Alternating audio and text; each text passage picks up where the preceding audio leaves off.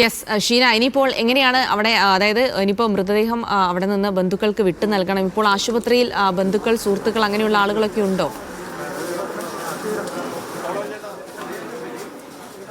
ഇന്നലെ തന്നെ ഈ വിവരമറിഞ്ഞ ബന്ധുക്കളും അതുപോലെ തന്നെ കുടുംബക്കാരും MLA മാരും ഒക്കെ എത്തിയിരുന്നു.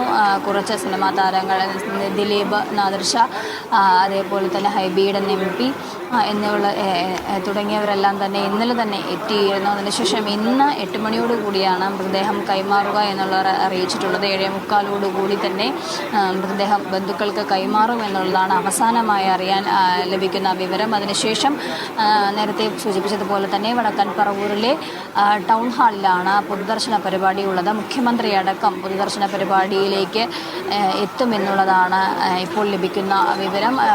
ഇന്നലെ തന്നെ മുഖ്യമന്ത്രിയുടെ പരിപാടികൾ ഇന്ന് പറവൂർ ഭാഗത്ത് പറവൂരിൽ ഷെഡ്യൂൾ ചെയ്തിരുന്ന പരിപാടികളെല്ലാം തന്നെ മാറ്റിവെച്ചതായും അറിയുന്നുണ്ട്. അതുകൊണ്ട് തന്നെ മുഖ്യമന്ത്രിയും ഈ പൊതുദർശന പരിപാടിയിലേക്ക് എത്തും എന്നുള്ളത് തന്നെയാണ് അറിയാൻ ലഭിക്കുന്ന വിവരം. നേതാക്കളെല്ലാം തന്നെ, നേതാക്കളായാലും സിനിമാ താരങ്ങളായാലും എല്ലാവരും എത്തുക പൊതുദർശന ഹാളിലേക്കായിരിക്കും, ടൗൺ ഹാളിലേക്കായിരിക്കും നേതാക്കളെല്ലാം തന്നെ എത്തുക എന്നുള്ളതാണ്.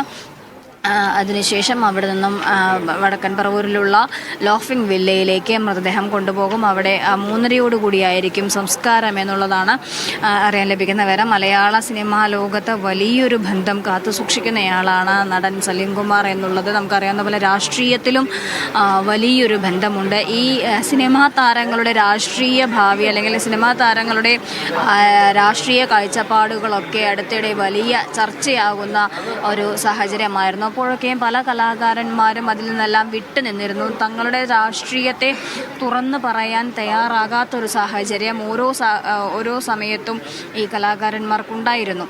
അതായത് ഏതെങ്കിലും പ്രശസ്തിയോ പണമോ അല്ലെങ്കിൽ അത്തരത്തിലുള്ള ഏതെങ്കിലും കാര്യങ്ങളെയൊക്കെ മാനിച്ചുകൊണ്ട് രാഷ്ട്രീയം തുറന്ന് പറയാൻ ഭയക്കുന്ന കലാകാരന്മാരെ, തൻ്റെ രാഷ്ട്രീയത്തെ തുടർന്ന് കാണിക്കാൻ ഭയക്കുന്ന കലാകാരന്മാരെയൊക്കെ നമ്മൾ കണ്ടതാണ്. ആ സമയത്തൊക്കെയും അവരിൽ നിന്നെല്ലാം വ്യത്യസ്തമായി താനൊരു അടിയുറച്ച കോൺഗ്രസ്സുകാരനാണ് എന്നുള്ള കാര്യം തുറന്ന് പറയാൻ, അല്ലെങ്കിൽ ഈ കോൺഗ്രസിൻ്റെ നല്ല കാലത്തും കെട്ട കാലത്തും കോൺഗ്രസിനൊപ്പം നിൽക്കാൻ താൻ തയ്യാറായിരുന്നു, അല്ലെങ്കിൽ ആ സമയത്തൊക്കെ കോൺഗ്രസിൻ്റെ പ്രവർത്തനങ്ങളിൽ താൻ ഉണ്ടായിരുന്നു എന്നുള്ളതെല്ലാം തന്നെ മലയാളി കണ്ടിട്ടുള്ളതാണ്. സലീം കുമാറിൻ്റെ നിലപാടുകളെല്ലാം മലയാളി കണ്ടിട്ടുള്ളതാണ്.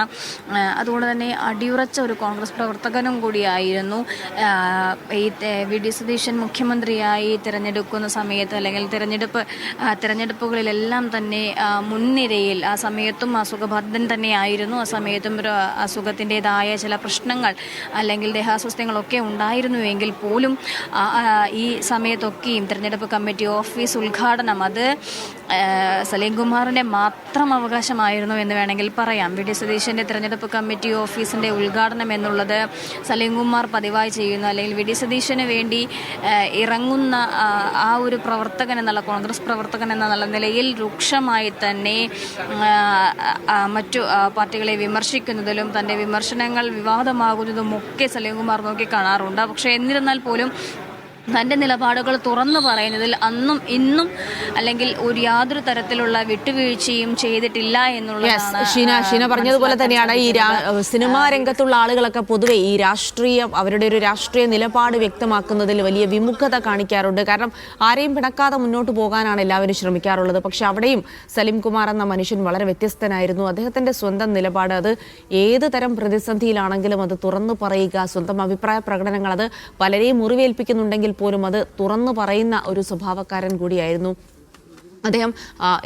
നടൻ ഇന്നസെന്റ് മത്സരിച്ചിരുന്ന ഒരു സമയത്ത് അദ്ദേഹത്തിൻ്റെ അടുത്ത സുഹൃത്താണെങ്കിൽ പോലും അദ്ദേഹത്തിൻ്റെ, അതായത് നടൻ സലീം കുമാറിൻ്റെ ഭാര്യയും മക്കളും ഒക്കെ ഇന്നസെന്റിൻ്റെ തെരഞ്ഞെടുപ്പ് പ്രചാരണത്തിനായി പലയിടങ്ങളിലായി പോയി അവിടെയൊക്കെ പ്രചാരണം നടത്തി. പക്ഷെ അപ്പോഴും സലീം കുമാർ, ഒരു അടുത്ത സുഹൃത്ത് ബന്ധം ഉണ്ടായിട്ടും സലീം കുമാർ എന്തുകൊണ്ട് ഇന്നസെന്റിൻ്റെ തെരഞ്ഞെടുപ്പ് പ്രചാരണത്തിന് പോയില്ല എന്ന് പറഞ്ഞപ്പോൾ അദ്ദേഹം പറയുന്നത്, എത്ര തന്നെ അടുത്ത സുഹൃത്താണെങ്കിലും അദ്ദേഹം വിശ്വസിക്കുന്ന സ്വന്തം പ്രത്യയശാസ്ത്രത്തിന് നേരെ, അതായത് കോൺഗ്രസിന് നേരെ ഒരു ചെറുവിരൽ പോലും അനക്കാൻ തനിക്ക് കഴിയില്ല എന്നുള്ളതാണ്. അത്രയും വളരെയധികം അടിയുറച്ച ഒരു കോൺഗ്രസ് അനുഭാവി കൂടിയായിരുന്നു സലിം കുമാർ. അത് എവിടെ വേണമെങ്കിലും തുറന്നു പറയാനുള്ള ഒരു സ്ഥൈര്യം ഉണ്ടായിരുന്നു എന്നുള്ളത് കൂടിയാണ് അദ്ദേഹത്തിൻ്റെ പ്രത്യേകത. അത് ഏതൊരു ഘട്ടത്തിലും ആ ഒരു സ്ഥൈര്യം അദ്ദേഹം പിടിവിട്ടിരുന്നില്ല. അതിൽ തന്നെ അടിയുറച്ചു നിന്ന ഒരു നിലപാട് ഉയർത്തിപ്പിടിച്ച ഒരു വ്യക്തിത്വം കൂടിയായിരുന്നു എന്നുള്ളത് കൂടി നമ്മൾ ഈ ഘട്ടത്തിൽ ഓർക്കേണ്ടതുണ്ട്. നമുക്ക് അദ്ദേഹത്തിൻ്റെ പറവൂരിലെ നോർത്ത് പറവൂരിലെ അദ്ദേഹത്തിൻ്റെ വീട്ടിലേക്ക് കൂടെ പോകേണ്ടതുണ്ട്. അവിടെ നിന്ന് സിബി ജോസഫ് കൂടി വിവരങ്ങൾ നൽകാനായി ചേരുന്നുണ്ട്. സിബി, ലാഫിംഗ് വില്ല, ആ പേര് തന്നെ മലയാളികൾക്കൊരു വലിയ കൗതുകമായിരുന്നു. കടുത്ത ദാരിദ്ര്യത്തിൽ